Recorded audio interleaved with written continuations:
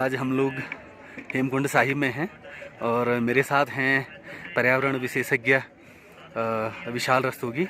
तो मैं विशाल रस्तोगी जी से पूछना चाहूँगा कि वर्तमान परिदृश्य में अगर देखें तो क्लाइमेट चेंज और इस तरह के जो हमारे जो ये धार्मिक स्थल हैं तो उस पर इस वक्त क्या असर पड़ रहा होगा और इसको किस तरह से हम एक सामाजिक रूप में या नागरिक की जिम्मेदारी के रूप में और पर्यटक और जो हम धार्मिक यात्राएं करते हैं एक तीर्थ यात्री के रूप में हम इसमें अपनी क्या भूमिका निभा सकते हैं कि जिससे कि हमारा क्लाइमेट चेंज और पर्यावरण हमारा सुरक्षित रहे।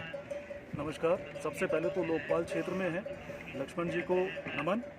गुरुद्वारा साहिब में हैं, वाहिगुरु जी का खालसा, वाहिगुरु जी की फतेह। और मैं ये कहना चाहूँगा, उच्च हिमालयी क्षेत्र में हमारे उत्तराखंड में जितने भी धाम स्थापित हैं और जितने भी धाम की श्रेणी से बाहर अन्य पवित्र मंदिर और मान्यताओं से आच्छादित मठ हैं, मंदिर हैं, उन सभी को बहुत उच्च हिमालयी क्षेत्र में स्थापित किया गया। उच्च हिमालयी क्षेत्र पूर्व में एक ग्लेशियर क्षेत्र रहा करता था, जिसमें तापमान बढ़ने के साथ साथ उनकी सभी की बर्फ़ पिघलती जा रही है और कुछ जगहों पर तो एवलांच बर्फ़ खिसकने की घटनाएं भी हो रही हैं, जिससे कुछ पर्यटकों को नुकसान हो रहा है, क्षेत्रीय लोगों को भी नुकसान हो रहा है, अवस्थापनाओं को भी नुकसान हो रहा है। तो अब क्योंकि परिवर्तन हो चुका है, हमें इस बदलते परिवेश के साथ साथ अपने साथ लाने वाली चीज़ों को सीमित करना पड़ेगा। ये भी ज़रूरी है राज्य सरकार की ओर से इन पवित्र स्थलों पर, तीर्थों पर बहुत ज़्यादा बोझ ना बढ़ाया जाए। सबसे पहले इनकी क्षमताओं के अनुसार कितने यात्री इसमें एक समय में यात्रा कर सकते हैं, कितने यहाँ रुक सकते हैं, कितने आपात स्थिति में हम इनको संरक्षण दे सकते हैं। अब क्लाइमेट चेंज के साथ साथ जो भी परिवर्तन आ रहे हैं उसमें आपदा का एक प्रमुख रोल होता जा रहा है। अब किसी भी प्रकार की आपदा होती है, उसका सबसे पहला प्रभाव ज़मीन पर होता है और मुख्य रूप से लैंडस्लाइड के रूप में होता है। हम इस क्षेत्र में भी देख रहे हैं कि जो ऊंचे शिखर क्षेत्र हैं उनमें जो रॉक्स हैं वो फ्रेगमेंटेड रॉक्स हैं, अलग अलग प्रकार की रॉक्स हैं, कहीं एशेज हैं, कहीं माइका है, कहीं किसी और तरह की प्रकृति है, और उसमें से कुछ रॉक्स टूट कर नीचे गिरी भी हैं जो एक ढेर रूप में उसी मटीरियल को हम डेब्रीज के रूप में देख पा रहे हैं।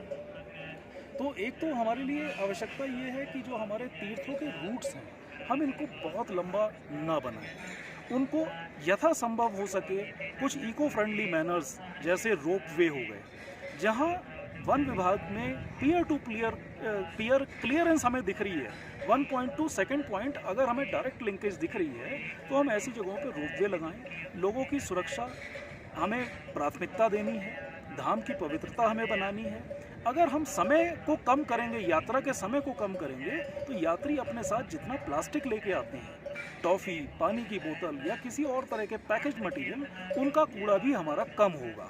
उससे क्या होगा, क्योंकि यात्रा ही हमारी 3 घंटे में ख़त्म हो गई, उससे वैली का व्यू वो बहुत अच्छा ले पाएंगे, जो कि बड़ा रमणीय है, रोचक है, आकर्षित करने वाला है लोगों को।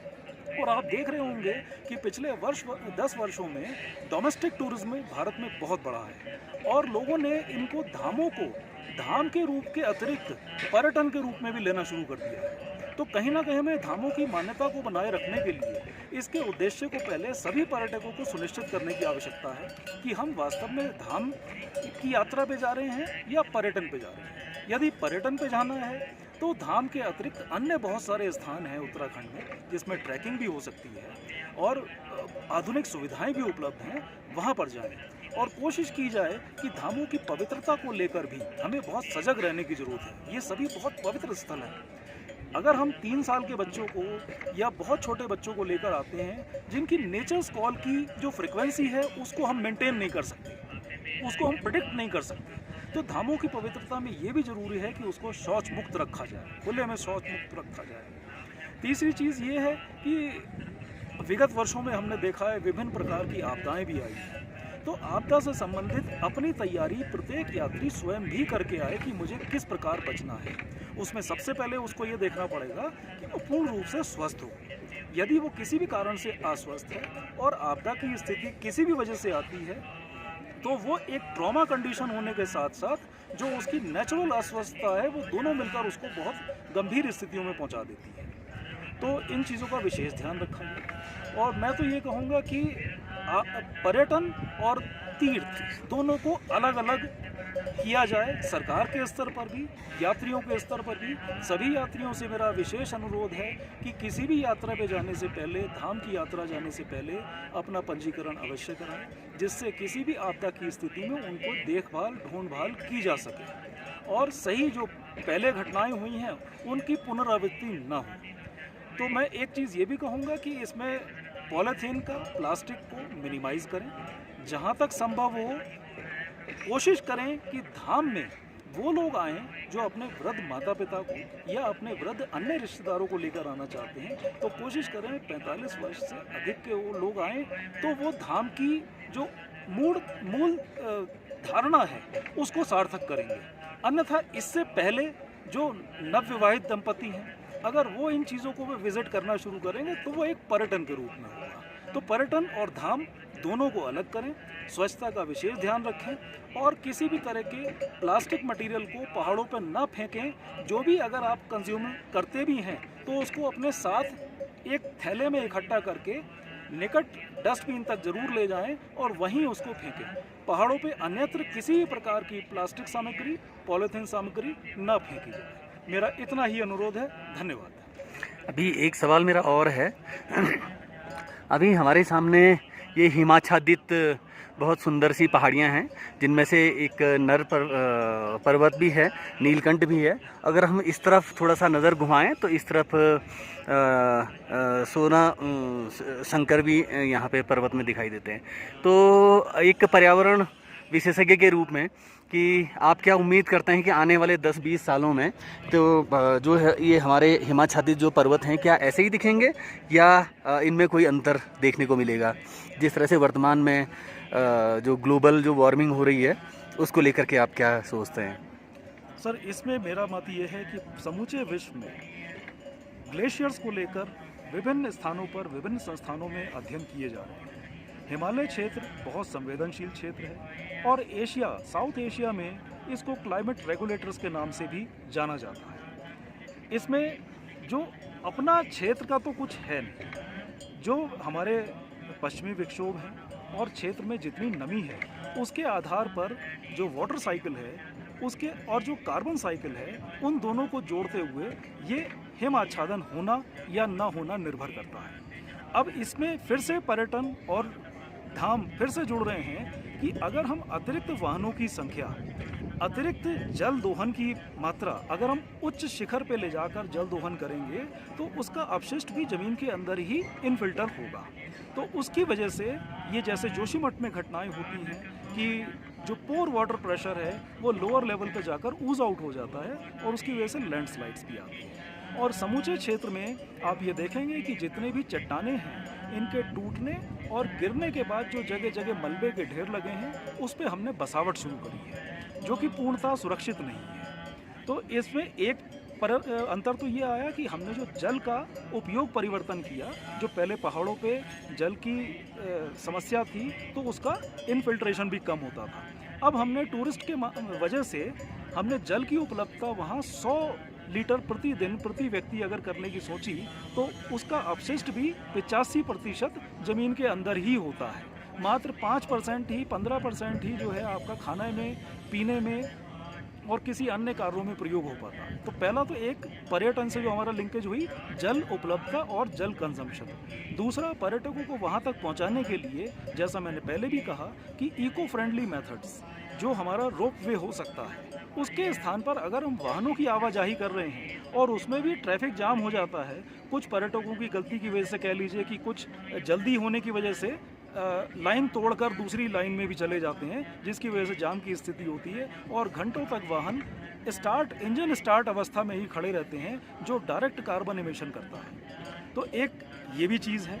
तीसरी, क्लाइमेट चेंज को अगर लोकल लेवल पर देखें तो हम बहुत सारे धामों में कुछ संरचनाएं इतनी ज़्यादा विकसित कर देते हैं सुविधाओं के नाम पर, जिससे रोशनी का और ऊष्मा का परावर्तन और परिवर्तन दोनों बढ़ जाते हैं। तो वो डायरेक्ट कहाँ जाते हैं? इन उच्च हिमालय क्षेत्र में जो ये ग्लेशियर वाले एरियाज़ हैं उनको प्रभावित करते हैं, क्योंकि एनर्जी लॉस तो होती नहीं है किसी परिवर्तन से। तो अगर हम नाम किसी धाम का ना लें तो जिसमें अगर पत्थरों का काम भी किया जा रहा है तो वो भी इसी प्रकार से होगा। कहीं टीन लगाई जाती है या कहीं नागरिक सुव्यवस्थाएं कैंपिंग के माध्यम से या किसी टेम्परेरी हट्स के माध्यम से हमारे सरकार भी करती है। कभी कभी कैंपिंग साइट्स पे जो लोग लीज पे लेते हैं इको टूरिज्म में, वो भी इस तरह के काम करते हैं, उनसे भी ये बहुत बढ़ता है। हाँ, ये बात ज़रूर है कि हमारे उत्तराखंड में अधिकांश जो तीर्थ हैं वो 6 महीनों के लिए ही क्रियाशील है, लेकिन जो शेष 6 महीने हैं उसमें वो रेस्टोर नहीं हो पाता। उसमें ये भी एक कारण है कि यहाँ पर तीव्र वर्षा होनी शुरू हुई है।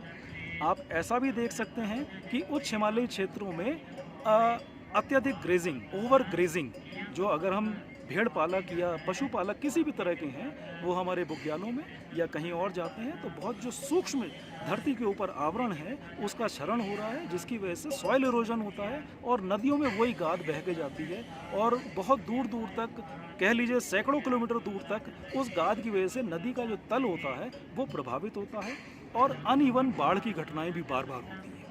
उससे हमारे पहाड़ी क्षेत्रों में भी नदी के किनारे के कटाव होते हैं।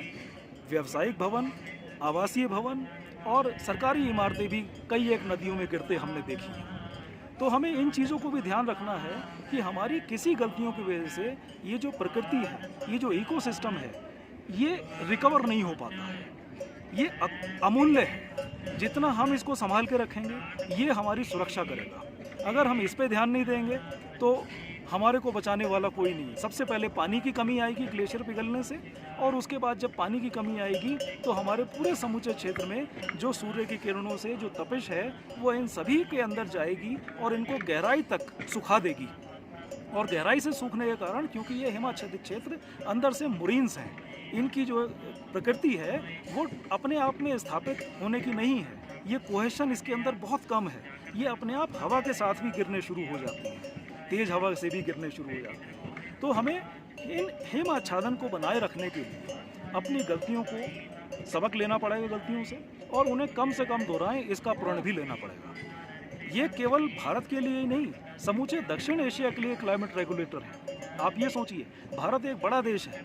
अगर किसी अन्य पड़ोसी देशों में आपदा आती है तो भारत को ही सबसे पहले उनकी सहायता करनी होती है। तो जब अपने पास सहायता के लिए पर्याप्त साधन नहीं होंगे तो अन्यों की सहायता कैसे करेंगे? क्योंकि मानवता तो भारत के बसी हुई है, भारत के अंदर, इसीलिए तो इतने धाम हैं। नहीं तो आस्था क्यों होती?